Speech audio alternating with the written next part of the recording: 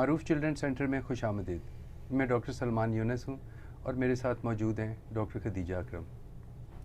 आज हम पेरेंट्स को ये बताएंगे कि उनके बच्चे स्कूल में कैसे बेहतर परफॉर्म कर सकते हैं और स्कूल में जाने से पहले भी प्री स्कूल एज में पेरेंट्स क्या कर सकते हैं कि उनके बच्चे जैसे ही स्कूल में जाएं तो उनको बाकी बच्चों से एक एडवांटेज हो और वो शुरू ही से क्लास के कुछ बेहतरीन बच्चों में से शामिल हों। तो ये आज का हमारा टॉपिक है। डॉक्टर खदीजा से हम शुरू करते हैं। जी डॉक्टर सलमान, हमें बताएं कि स्कूल में एक क्लास में कुछ बच्चे बहुत ज़हीन होते हैं जो पोजीशंस लेते हैं, टॉपर्स होते हैं, कुछ बच्चे एवरेज होते हैं और कुछ बिल्कुल ही ज़ीरो होते हैं, फेल होते रहते हैं। तो इसके बारे में इसमें क्या फ़र्क होता है? जी, इसके बारे में दोनों बातें हैं। एक तो ये कि कुछ एक ही घर में 2-3 बच्चे, पहले तो स्कूल में एक ही घर में अगर मेरे 2 बच्चे हैं, 3 हैं बच्चे या कुछ हैं, तो उसमें से कोई बच्चा जो है वो क्लास में बहुत अच्छा परफॉर्म कर रहा होता है और कुछ नहीं कर रहा होता। तो एक तो उनकी इंडिविजुअल वेरिएशंस हैं, हम उन पे भी बात करेंगे। कुछ को बचपन से पढ़ने का शौक़ होता है, बस उन्हें कोई किताब मिल जाए वो तेज़ तेज़ बोलते जाते हैं, फिर वो पोएम सुनाएंगे, कहेंगे मुझसे पोएम सुनो, मुझे याद हो गई। कुछ को नहीं होता।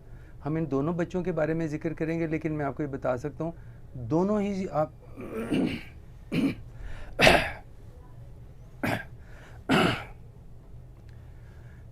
तो बच्चों में मुख्तलिफ़ किस्म की टेम्परामेंट्स लेके पैदा हुए होते हैं, लेकिन दोनों ही बच्चे ज़िंदगी में इक्वली सक्सेसफुल हो सकते हैं। अगर डॉक्टर बन रहे हैं तो जो लायक है और जिसको नहीं शौक, दोनों ही बन सकते हैं, इंजीनियर या कुछ भी बन सकते हैं। सिर्फ उसे फ़र्क हैंडल करना है और उसे फ़र्क हैंडल करना है। तो क्या ये जो इंटेलिजेंस है हर बच्चा लेकर पैदा होता है?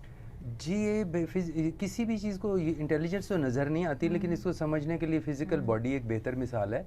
कुछ बच्चे पैदा होते ही बॉडी में रोबस्ट होते हैं, कुछ ज़रा लीन बॉडी लेके पैदा होते हैं। मतलब एक ही फैमिली के अगर सपोज किसी के 3 बच्चे हैं जी, तो एक डॉक्टर बन गया या कुछ चला गया और एक बिल्कुल ही नहीं, उसका उसकी पैदाइश से बहुत कम ताल्लुक है। ये नेचर वर्सेस नर्चर एक पूरी लंबी डिस्कशन है। कुछ का ख्याल है कि बस जो बन के आ गया पीछे से जेनेटिकली वो वैसे ही रहेगा, ऊपर से तकदीर भी पीछे से लिखी हुई है वो भी वैसी ही रहेगी, बस आप चिल करें, जो होना है वो होगा। एक फिल्म है जो लोड ऐसा, और हम उस सिलसिले के साथ हैं जो दोनों बातें सही हैं किसी हद तक। हम उस पे हैं कि आप बहुत कुछ कर सकते हैं। अगर आपका बच्चा पढ़ाई का शौकीन है तो फिर वो खुद ही पढ़ जाएगा, लेकिन हो सकता है कुछ और चीज़ों में पीछे रह जाए। और अगर आपका बच्चा शौकीन नहीं है तो फिर भी आप एक डिसिप्लिन और एक तरीका जो हम इसमें बताएंगे वो फॉलो करें तो आपका बच्चा भी उस बच्चे के बराबर ही परफॉर्म करेगा। माँ बाप इस मामले में क्या कर सकते हैं? क्या वो कितनी एज से उनका क्या रोल है कि बच्चों को ज़्यादा स्कूल में सक्सेसफुल बना सकें? मैं पहले जैसे हम साइंस पढ़ते थे तो सब साइंस में एक थ्योरी का पेपर होता है, एक प्रैक्टिकल का पेपर होता है। मैं इन सब चीज़ों में पहले आपको छोटी छोटी थ्योरी बता दूंगा पेरेंट्स को, और फिर ये कि वो प्रैक्टिकल क्या करें, जैसे आपने सवाल किया। तो थ्योरी बड़ी क्विक है, वो ये है वेरिएशन। पैदाइशी कुछ बच्चे बहुत शौकीन हैं पढ़ने के, कुछ नहीं है। एक ही घर में कुछ बच्चे आगे पीछे हैं, और इसी तरह ही स्कूलों में भी, क्लासेस में भी कुछ बच्चे आगे हैं, कुछ बच्चे कम हैं।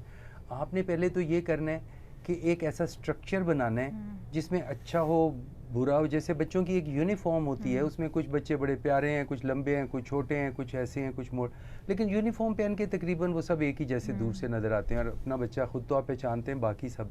इसी तरह अगर आप उनको बचपन से एक ही प्रोसेस से गुजारेंगे तो एंड रिज़ल्ट में वो एक तरह होंगे। यानी घर में एक कंसिस्टेंट माहौल चाहिए उस बच्चे को वहाँ तक पहुँचाने के लिए। तो हम किस एज से बच्चों में ये सारी चीज़ें शुरू करवा सकते हैं कि बच्चे आगे जाके स्कूल में कामयाब हों? आपका ये क्वेश्चन जो है ना, इसके लिए एक इमारत की बुनियाद है। आपने जितनी इमारत ऊंची उठानी है उतनी ही उसकी गहरी बुनियादें भी बनानी है। अगर आपने कहना है कि वो बीए तक पढ़ जाए तो फिर स्कूल जाने से कुछ दिन पहले उसकी तैयारी करा दें। और अगर आप चाहते हैं कि वो ना सिर्फ इतना लायक हो, जो भी बड़ी से बड़ी डिग्री है दुनिया की, अच्छी से अच्छी यूनिवर्सिटीज़ में जाए, तो उसकी बुनियाद आपको जैसे ही वो कोई उसकी मेमोरी बन रही है वहीं से शुरू होनी चाहिए। मतलब हम 6 महीने से 1 साल से हम क्या करना शुरू करेंगे, हमें ज़रा एक्सप्लेन करें इस बारे में। 6 से भी पहले 4 महीने का बच्चा जो होता है, जब वो देखना शुरू करता है कि लाइनें क्या हैं, क्रॉस क्या हैं, चीज़ें घूम रही हैं, घोड़ा उन पे आंखें कोऑर्डिनेट करता है, अपने हाथों से चीज़ें करता है, लाइफ के साथ इंटरेक्ट करता है, उसी पीरियड में उसकी ऑब्जर्वेशन को डेवलप करने के, अपने इर्द गिर्द की चीज़ों में दिलचस्पी ले। कुछ बच्चे होते हैं बस वो बैठे रहते हैं, उन्हें पता नहीं क्लास में क्या हो रहा है, कुछ देखते रहते हैं, आपने ऑब्जर्वेंट करना है। दूसरा, उसके साथ एक सोशल इंटरेक्शन करना है, वो स्माइल करे, उससे उसका ब्रेन ओपन होगा क्योंकि आपने जो इंटेलिजेंस डेवलप करनी है, वो इंटेलिजेंस सिर्फ मेंटल नहीं है, वो सोशल भी है और वो इमोशनल भी है। इसलिए इमोशनल इंटेलिजेंस, सोशल इंटेलिजेंस और मेंटल इंटेलिजेंस, ये तीनों बनेंगी। तो डे 1 से आपने अपने बच्चे को एक टाइम, एक रेगुलरिटी के साथ फीड करना है, टाइम और रेगुलरिटी के साथ सोना सुलाना है। यही बाद में स्कूल की रेगुलरिटी टाइम टेबल में यूज़ होगी। तो ये वो आप उसकी बॉडी को शुरू से तैयार कर रहे हैं एक रेगुलर स्ट्रक्चर में आने के लिए, और फिर ऑब्ज़र्व करने के लिए चीज़ें दिखाएंगे, पैटर्न्स दिखाएंगे। और जब वो 6 महीना आपने कहा तो फिर अच्छा डॉक्टर सलमान, 6 महीने पे तो हमने बच्चों को किताबें ला के दे दी, किताबें फॉर्म वाली हो गई या कपड़ों की किताबें हो गई, या उनके सामने बैठ के उनके पढ़ना सामने शुरू बैठ के किया। हमने कैसा इन्वायरमेंट बना दिया कि बच्चे को खुद ही शौक डेवलप हो कि उसने किताबें पढ़नी है। तो प्री स्कूल दाखिल करवाने से पहले की जो एज है वो हम किस एज पे हम उसको जी, तो जैसे हमने शुरू से 6 मंथ्स 1 ईयर उसकी एज के मुताबिक उसको कोई पेपर देंगे, वो स्क्रिबल करेगा चीज़ों पे, 2-3 साल तक उसको और चीज़ें सिखाएंगे, और हत्ता कि वो 3 इयर्स की एज पे जब बच्चा चला जाए, 2.5 साल ज़रा अर्ली है, 4 ज़रा लेट है, समवेयर बिटवीन अर्लीस्ट 2.5 टू 3.5 या इसके आसपास या 4, आपका बच्चा रेडी है कि अब वो बाकी बच्चों के साथ सोशलाइज करे और एक इंस्टीट्यूशनल एनवायरनमेंट में अपने आप को एडजस्ट करे। तो अगर हम ये 3 साल की उम्र तक के बच्चों की हम फिज़िकल डेवलपमेंट में ऐसी क्या चीज़ें होंगी हम समझेंगे कि वो प्री स्कूल में जाने के लिए रेडी है, अगर हम फिज़िकल डेवलपमेंट में फिज़िकल डेवलपमेंट में बच्चे को अपनी केयर करने की बेसिक बुनियादी चीज़ें आनी चाहिए। खाना तो वो उससे पहले ही हाथ से पकड़ के डब्बे से या किसी चीज़ से खाते हैं, लेकिन उसको निकालने के लिए टॉयलेट ट्रेनिंग उनकी होनी चाहिए। एटलीस्ट वो अपनी नीड किसी को बता सकें, अगर मेड है कि मुझे ले जाओ और वो उनको वॉश करे, तो हाइजीन की नीड्स अपनी पूरी करे। और छोटा मोटा कोई पजामा फंस गया, उसको कपड़ों को ड्रेस करना, शर्ट को कलेक्ट करना, बैग को, चीज़ों को इकट्ठा करना, ये उसकी आदतों में से हो, तो तब वो बाहर जाने के लिए रेडी है। और इसके अलावा हम उसको 3 साल की उम्र तक घर में जैसे हम उसको पेंसिल देंगे, बुक्स देंगे, तो कुछ ऐसी बेसिक चीज़ें हैं जैसे स्कूल जाने से पहले कोई उसको नंबर्स, अल्फ़ाबेट, शेप्स, कुछ ऐसी चीज़ें भी आनी चाहिए, ये सब चीज़ें वहीं जाके सीखेगा वो तो अच्छे स्कूल जो हैं, जो कम्पिटिटिव स्कूल, वो तो पहले टेस्ट भी लेते हैं कि आपके बच्चे को क्या कुछ आता है। सो वो आपसे एक्सपेक्ट करते हैं कि उन्होंने नहीं पढ़ाना शुरू करना, उन्होंने बच्चे को मिडल से लेना है, जिनको उनके माँ बाप ने पहले कुछ तैयारी की हुई है, ताकि वो वहाँ से उसको आगे लेके जा सकें। तो बुनियादी चीज़ें 3 साल में बच्चे को जो आनी चाहिए, एक तो उसकी लैंग्वेज 75% कॉम्प्रिहेंसिबल होनी चाहिए, जिसका ये मतलब है कि अगर वो अपनी बातें कर रहा है तो आपको उसकी 75%, 4 में से 3 जुमले तो पूरे समझ आ जाने चाहिए या इसके आसपास। दूसरा, बच्चे को 3 कलर्स, प्राइमरी कलर्स ये जो होते हैं, येलो, रेड, ग्रीन, ब्लू, इस तरह। Yellow, red, green, blue. Green थोड़ा ब्लू जल्दी सीख जी। तो जो भी ये प्राइमरी कलर्स हैं, उनकी पहचान उनको हो जानी चाहिए। इसी तरह उनको कुछ नंबर्स आने चाहिए, कोई 5 तक जाते हैं, कुछ 10 तक जाते हैं, लेकिन उनको आइडिया हो कि अगर 2 बॉल पड़े हुए हैं तो ये कहीं ये 2 हैं और 1 क्या है, 2 क्या है, 3 क्या है। कलर और शेप्स आनी चाहिए, प्राइमरी, स्क्वायर, ट्रायंगल। वो खिलौने आप उन्हें पहले ला के देंगे, जिन खिलौनों में वो अपनी उन शेप्स को प्लेस करेंगे और उनसे आइडेंटिफाई करेंगे। So if they know the numbers, some alphabets, some shapes and some colours.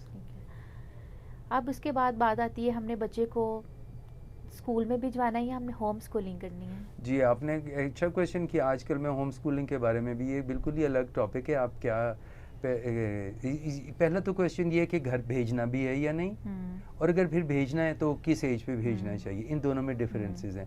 ना भेजना जो है, ये तो एक बिल्कुल, ये एक अलग, हर सोसाइटी में कुछ ऐसे लोग होते हैं जिनका ये ख्याल होता है कि जो मेजॉरिटी कर रही है वो गलत है और हमने कुछ अलग से करते हैं, और वो सही भी होते हैं, गलत या क्या, वो तो अलग।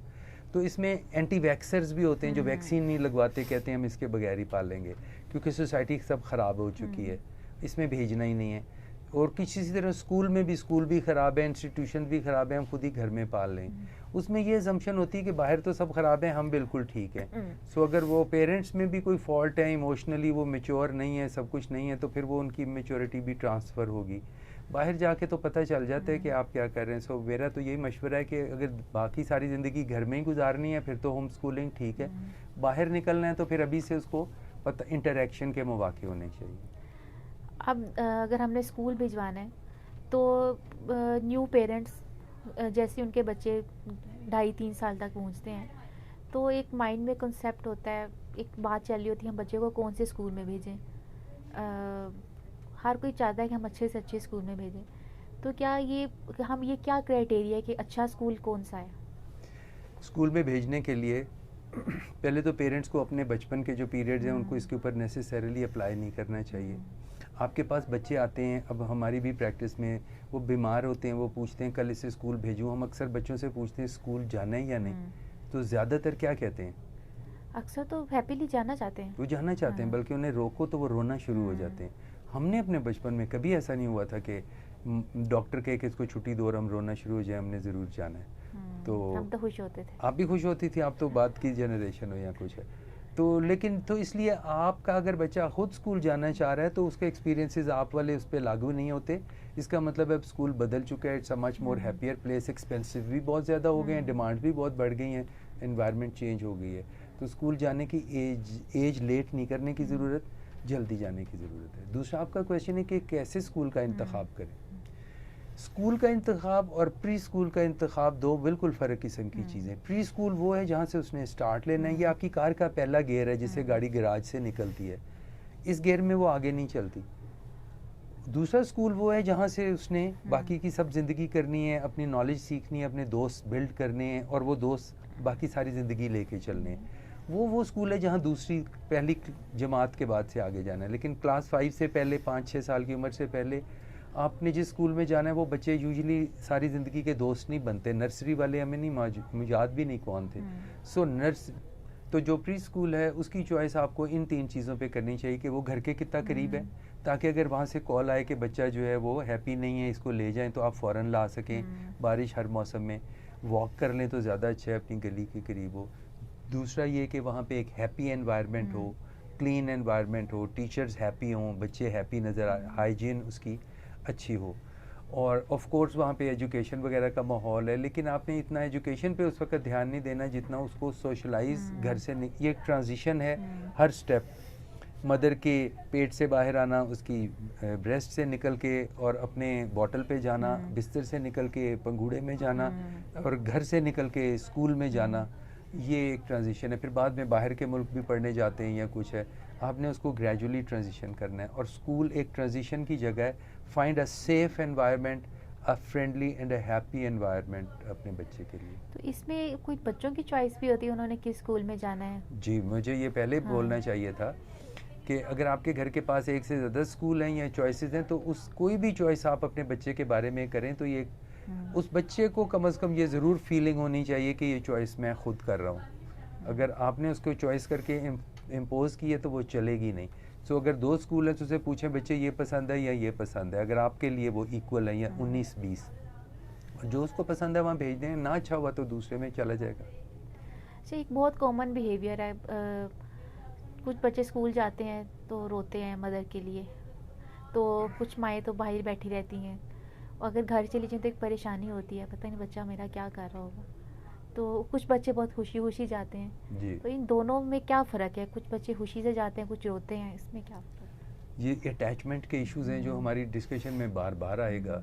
हमारी ईस्टर्न सोसाइटी में तो मदर्स बहुत ज़्यादा बच्चों के साथ अटैचमेंट फील करती हैं, क्योंकि वो अपने घर से निकल के एक अजनबी घर में रह रही होती हैं, तो वहाँ पे सब उनको पराये महसूस होते हैं, बच्चे बिल्कुल अपने होते हैं। तो अगर वो उनके साथ चिमटती हैं, बच्चे उनके साथ चिमटते हैं और वो एक दूसरे के साथ चिमटते हैं, और एक को डिपेंडेंस से रिलेटेड कुछ माहौल सा बन जाता है। हमारी पूरी सोसाइटी को डिपेंडेंट है, और जो लड़कियाँ शादीशुदा हैं वो ये फ़ील कर सकती हैं, वो अपने हस्बैंड की मदर के साथ अटैचमेंट तो फील कर सकती हैं कि शादी के बाद 40 साल तक, 50 साल तक भी वो दोनों अटैच रहते हैं, लेकिन खुद अपने बच्चों की अटैचमेंट फील नहीं कर सकती, ये फिर दूसरे आने वाले करते हैं। तो फिर इस सूरत में मदर्स क्या करें? वो अगर बच्चा रो रहा है तो जैसे तो मैंने पहले कहा कि हर प्रैक्टिकल से पहले थोड़ी सी थ्योरी का पता होना चाहिए। बच्चा रो रहा है, वो भी रो रही हैं, पहले तो ये ख्याल रखें कि क्या वो बच्चे के साथ अननेसेसरीली अटैच तो नहीं। बाकी मदर्स को देखें कि हर वक्त गोद में घुसे तो नहीं, दोनों एक दूसरे के साथ रहते। अगर तो ऐसा है तो ग्रेजुअली स्कूल से पहले ही उसको आज़ाद इंडिपेंडेंट करें कि वो इधर उधर ज़रा घूम ले, माँ की ज़रूरत हो या नहीं। लेकिन अगर वहाँ तक मामला नहीं आप बाप कर सके और वहाँ चला ही गया है, तो फिर जो बच्चे पे गुजर रही है वो तो उस पे गुजर रही है, लेकिन जो आपके अंदर से जज्बात हैं कम से कम उनको न्यूट्रल करें, एक ऐसा फेस बनाएं जिससे बच्चा अगर रो रहा है तो बहुत ज़्यादा उसके साथ ये हमदर्दी के जैसे उसको बड़ा चोट लग गई है उसकी ज़रूरत नहीं, बल्कि उसको तसल्ली दें कि बेटा ठीक है कोई बात नहीं, ऐसा हो रहा है, तुम ग्रो कर रहे हो, हम इधर ही हैं, मैं बाहर ही हूँ, and make it look like it's one of, it's not such a big deal. If you will make a big deal, अगर आप उसको बिग डील बनाओगे तो वो बिग डील बन जाएगी। अगर आप बिग डील नहीं बनाओगे, ऐसे ज़रा इजी चलोगे, तो थोड़ी देर बच्चा भी देखेगा कि अगर ये परेशान नहीं तो मैं क्यों परेशान। मतलब कुछ दिनों में वो न्यू एनवायरनमेंट अडेप्ट कर लेगा और वो नॉर्मल होना शुरू हो जी जी बिल्कुल, और फिर घर ही नहीं आएगा, वो तो हर जगह पे होगा, नए दोस्त बनेंगे, नई जगह होती है, फियर ऑफ द अननोन हर ज़िंदगी में होता है। ये भी जब आप नए मुल्क जाते हैं, शादी करके नए घर जाते हैं, एक फियर होता है, फिर वहाँ सेट हो जाते हैं। अच्छा, ये जो बच्चे रोते हैं ये भी डिपेंड करता है कि पहला बच्चा है घर का, वो रो रहा है, अगर इसके बाद जो दूसरा तीसरा, तो वो तो खुशी खुशी बड़े को देख के जा रहा होता है। हाँ ये बहुत फ़र्क है, पहला बच्चा रेज करना एक बिल्कुल अलग साइंस है, ये नहीं वो गाड़ी का इंजन है, वो जिधर मुड़ता है पिछले उसको देख देख के मुड़ते जाते हैं। सो मोस्टली अगर आपके पास 3 बच्चे हैं फॉर इंस्टेंस, या 2 हैं या 4, तो आपने फर्स्ट बच्चे पे जितनी मेहनत कर दी है बस वो आपकी 80-70% मेहनत है, बाकी की 30% मेहनत में बाकी सब पल जाएंगे, क्योंकि वो उसको देखते जाएंगे, आपकी बात नहीं मानेंगे, लेकिन जो बड़ा कर रहा है या कर रही है उसको कॉपी करेंगे। हमें पेरेंट्स को ज़्यादा एनर्जी फर्स्ट चाइल्ड पे लगानी चाहिए। जी जी बिल्कुल, जब को नए काम करते हैं, वो भी कोई भी चीज़ जब शुरू में करते हैं तो पहले दिन कार चलाते हैं बहुत एनर्जी लगती है, समझ नहीं आ रही होती है, फिर आहिस्ता आहिस्ता कम एनर्जी लगती है, नींद में भी चलती है, बच्चे भी ऐसे हैं शुरू के लिए। अच्छा डॉक्टर सलमान, अब हमने बच्चे को बहुत शुरू से हमने प्री स्कूल के लिए रेडी किया, फिर स्कूल में भिजवा दिया, प्री स्कूल में भिजवाया, स्कूल में चला गया, जो एनजाइटी थी सेपरेशन की वो भी उसकी ठीक हो गई, स्कूल जाना शुरू हो गया। अब मज़ीद पेरेंट्स ऐसा क्या करें कि बच्चा स्कूल में एक सक्सेसफुल हो, कामयाब हो, ग्रेड्स अच्छे ले, ये सब चीज़ें। जी, अब बच्चे को हमने स्कूल के लिए प्रिपेयर भी किया, उसको भेज भी दिया, वहाँ पे वो सेट भी हो गया, मदर बाहर नहीं बैठी रहती, वो खुद ही वापस आता है। अब आपने सिर्फ एक चीज़ देखनी, बच्चों के अंदर एक ऐसी चीज़ होती है जिसकी वजह से हम सब बच्चों को इर्द गिर्द भी रखते हैं, और वो एक्साइटमेंट। हमारी जैसे जैसे उम्र बढ़ती जाती है, हम इतने एक्साइटेड हो नहीं सकते या होते नहीं, और बच्चे बड़े खुश होते हैं। So you make it an exciting. तो जैसे स्कूल से आए एकदम हेलो वापस आ गए हो, वेरी गुड, वो भी जंपें करेगा आपको देख के। स्कूल में सक्सेस के लिए आप ये कर सकते हैं कि बच्चों के अंदर एक नेचुरल एक्साइटमेंट होती है, जब वो स्कूल से आएगा आप उसको लेने खुद जाओ, वहाँ जाते साथ उसको हग करो, उसकी एक्साइटमेंट शेयर करो, आज क्या हुआ, वो आपको स्टोरी सुनाए, घर वापस आओ, फिर बाकी लोगों को भी बताओ, अगर आपके गेस्ट्स आए, मेहमान आए, कि देखो ये स्कूल गया था, इसने ये किया, तो उसकी एक एक्साइटमेंट और एक प्राइड, ये दो चीज़ें जिस चीज़ में बच्चे की होंगी वो खुद ब खुद तरक्की करता जाएगा। सो उसके सबको बताएं और उसको भी बार बार शाबाश दें और इनकरेज करें कि तुम you are doing very good. दूसरी चीज़ जो आप करेंगे वो ये है कि एक स्ट्रक्चर डिसिप्लिन घर में करेंगे, ताकि बच्चे को ये पता हो कि अब उसने क्या करना है, और हर रोज़ वही रिपीटेबल एक्ट होंगे। आए तो उसे कहीं बैग यहाँ रख दो, ये उससे लेने की ज़रूरत नहीं है, जूते यहाँ रखो, हाथ धो, ये काम करो, और फिर उसके बाद वो कुछ देर रिलैक्स करे। और शाम में आपने कोई टाइम टेबल 1 घंटे का ज़रूर रखा होगा, जब घर में शोर शराबा बंद है, पीसफुल माहौल हो, जैसे स्कूल लाइब्रेरी में उसे करीब करीब, और फिर उसकी बुक्स पढ़ें और बुक्स को खोलें, बंद करें, देखें, ABC वगैरह करें, ताकि उसको ये लगे कि जो कुछ स्कूल में होता है वो मैं जाके शेयर भी करता हूँ, और फिर वही एकेडमिक एक्टिविटी घर में भी कुछ करता हूँ। बस करें बेशक कुछ नहीं, लेकिन फिर बक्सा बंद कर दें हर रोज़ उस वक्त, और फिर वो बैठ जाए। आगे आगे जब वो बड़ा होगा तो इसी शाम के पीरियड में वो स्कूल का होमवर्क करेगा, कल की चीज़ें तैयार करेगा, आप उसको तैयार करा दिया करेंगे, और स्कूल के बारे में बातें और आपके साथ शेयर करके वो अपनी बाहर की दुनिया और आपकी दुनिया से कनेक्ट होगा। आपको ये पता चलेगा कि जब बच्चा बाहर जाता है तो किन स्ट्रेसेस में कैसे होते हैं, और आप उसे ट्रेन करेंगे कि दुनिया के साथ कैसे डील करना है। तो सोशल ट्रेनिंग भी हो जाएगी, हैबिट्स भी बन जाएंगी। सक्सेस के लिए फाइनली किसी भी स्कूल की सक्सेस के बच्चों के पेरेंट्स से अगर आप पूछेंगे तो वन कॉमन थिंग उन सब में है, इसके बगैर वो कहीं जाएंगे नहीं, और अगर ये करेंगे तो कभी उनका नुकसान नहीं होगा, वो है हर रोज़ रेगुलरली 1 घंटा शाम का पढ़ाई को डिवोट करना। तो उम्मीद है कि इन सारी चीज़ों से आपने कुछ सीखा होगा। अपने बच्चों को शुरू से तैयार करें, उनके लिए अच्छा स्कूल सेलेक्ट करें, उनके साथ अपनी अटैचमेंट को आहिस्ता आहिस्ता कम करें, और उनको दुनिया के लिए तैयार करें। जब वो स्कूल से आएँ तो उनके साथ पूरी ज़िंदगी, पूरे दिन की कहानी सुनें कि क्या हुआ, और शाम को 1 घंटा आधा घंटा ऐसा रखें जहाँ एकेडमिक एनवायरनमेंट हो। तो आगे से बच्चे यहाँ से आगे एक अच्छी बुनियाद लेके चलेंगे। बाकी प्रोग्रामों में हम बताएंगे कि बाकी क्लासेस में उन्हें क्या करना चाहिए। Thank you for watching. Please हमें कमेंट्स में बताइएगा कि इनमें से कौन सी चीज़ अगर और बेहतर होती तो आपको फ़ायदा होता और कौन सी ऑलरेडी बेहतर है जिससे आपको कुछ फ़ायदा हुआ या आप कुछ जानना चाहेंगे। Thank you. Thank you.